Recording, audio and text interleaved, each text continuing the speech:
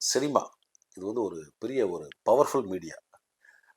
நம்ம தமிழ் சினிமா பார்த்தீங்கன்னா, அந்த தமிழ் சினிமாவை நோக்கி நெறைய பேர் தினம் தினம் வாய்ப்பு தேடி சென்னைக்கு வந்துட்டே இருக்காங்க. நானும் அப்படி வந்து ஒரு காலத்தில வாய்ப்பு தேடி சினிமாவுக்கு வந்து ஒரு உதவி ஒளிப்பதிவாளராகி, அப்புறம் ஒளிப்பதிவாளராகி, இன்னைக்கு வந்து நடிகனா இருக்கேன். ஸோ இது வந்து கிட்டத்தட்ட ஆல்மோஸ்ட் ஒரு 28 வருடங்கள் ஒரு பயணம்.